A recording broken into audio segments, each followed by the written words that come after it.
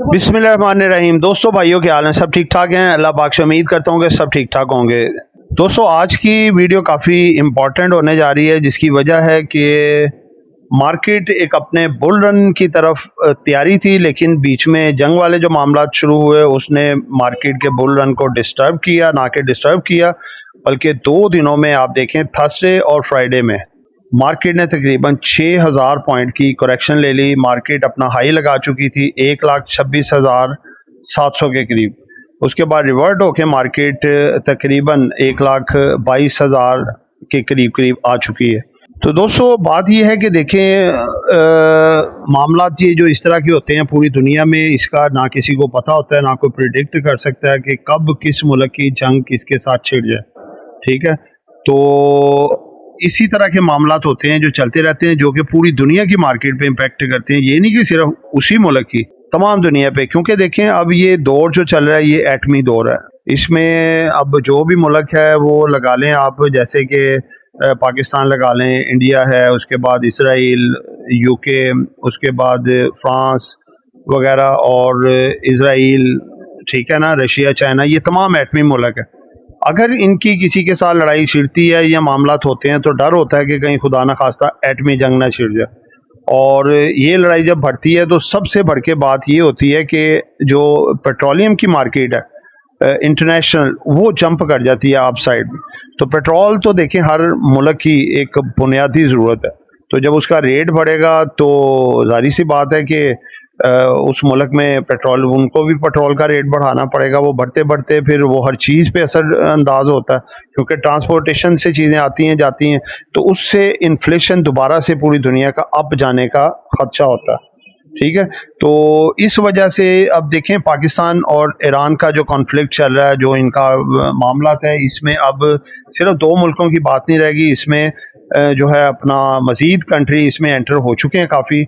ये सब कुछ आगे चल के आपको बताएंगे। पहले कुछ खबरें साथ देख लेते हैं जो मार्केट में इस वक्त चल रही हैं, जो मार्केट को असरअंदाज कर सकती हैं। सबसे पहली खबर है जी कि रूसी सदर पुतिन के इसराइली वज़ीर आज़म नेतन्याहू ईरानी सदर मसूद पेज़ेश्कियान से राब्ते। हम हमेशा एटमी हथियारों के मुखालिफ रहे हैं, ईरानी सदर का ये ऐसा कहना है सदर पुतिन को, जो कि रूसी सदर।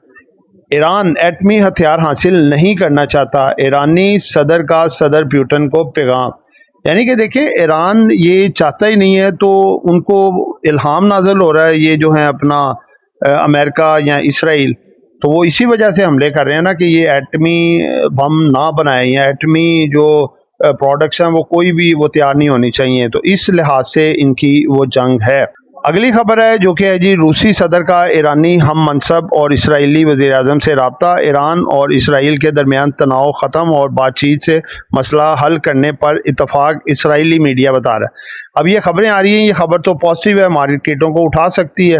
अब अभी मार्केट खुलने से पहले पहले कोई फाइनल खबर देखते हैं क्या आती है, उसके हिसाब से वो आपके सामने रखी जाएंगी। अब ये देखें कि अब ये सिर्फ इसराइल, गज़ा या फिर ये जो है अपना ईरान की बात नहीं रह गई।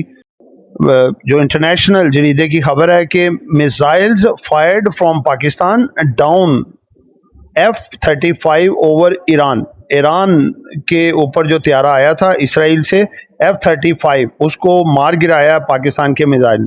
तो दोस्तों, ये तो एक बड़ी खुशाइन बात है कि देखें, पाकिस्तान में इतनी ताकत आ गई है कि F-35 1999 में एक त्यारा तबाह किया गया था, और उसके बाद अब कोई मुल्क है कि जिसने ये एक 5th जनरेशन विमान है जो कि पाकिस्तान के मिसाइल से अगर गिरा, तो ये एक बहुत बड़ी अचीवमेंट है। ये पूरी दुनिया को मैसेज आता है कि पाकिस्तान के लिए ये F-35 जो सबसे जदीद त्यारा है इस वक्त, कोई मसला नहीं रखता। ठीक है, लेकिन यह है कि इसमें पाकिस्तान की इन्वॉल्वमेंट भी शामिल हो गई। ठीक है, दूसरी खबर ये आपके सामने रखने जा रहा हूँ। यहूदी अखबार के मुताबिक, ये उन्हीं का अखबार है जी, इसराइल का।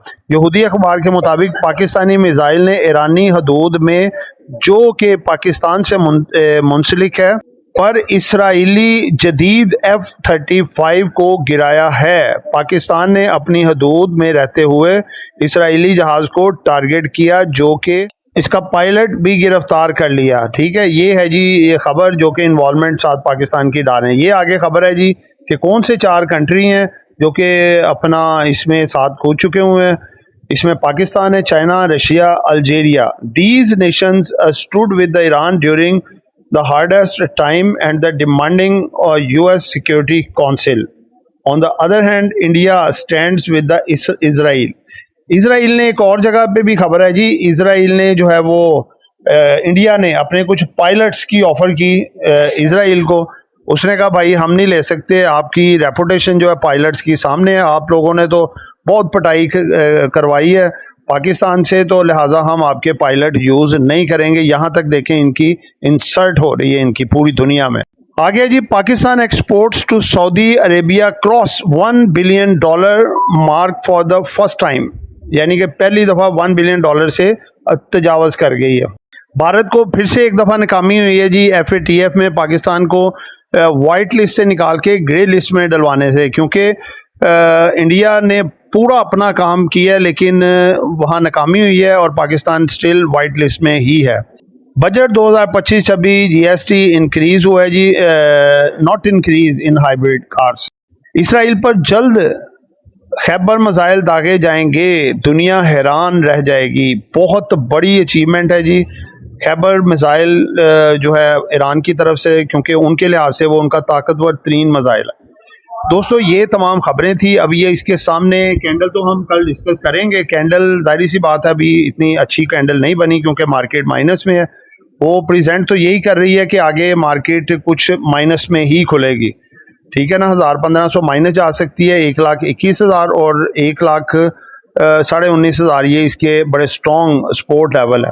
ठीक है, लेकिन दोस्तों देखें मार्केट जब खबरों की बेस पे गिरती है वो इतनी लॉन्ग टर्म डाउनवर्ड में नहीं रहती, उसको जो है वो एब्जॉर्ब करती है, डिस्काउंट करती है उसको खबर को, और फिर मार्केट सेट हो जाती है। ठीक है, तो मंडे वाले दिन मार्केट का बेहतर होने के चांसेस हैं, और अगर कोई पॉजिटिव मजीद खबर कोई आ जाती है, जंग बंदी के लिहाज से कोई टॉक शॉक हो जाती है, तो फिर तो मार्केट बहुत बड़ा जंप भी कर सकती है। ठीक है, ये चीज़ ध्यान में रखिएगा। और अगर ये मामला स्टिल ऐसे ही चलते हैं बल्कि और कुछ खराबी आती है तो फिर मार्केट के मंडे को भी नेगेटिव जाने के चांसेस हैं। और 2 स्पॉट आपको बता दी हैं, 1,21,000 और 1,19,500 की। तो दोस्तों ये 2 जो स्टॉक्स हैं, ये 3 जो कि मंडे को मार्केट चाहे थोड़ा प्रेशर में भी हो तो ये अच्छा परफॉर्म करके दिखा सकते हैं। इसमें बर्जर है, AGIL है और MACFL है। ठीक है, और एक छोटे स्टॉक में WTL है। ये आपको अच्छी परफॉर्मेंस करते हुए मंडे को नज़र आ सकते हैं। तो दोस्तों ये एक एजुकेशन पर्पस वीडियो थी, नॉट बाय सर कॉल। खरीदना है बेचना है अपनी मर्जी करनी है। दुआ में याद रखिएगा। आपका दोस्त आमिर शहजाद। अल्लाह हाफिज़।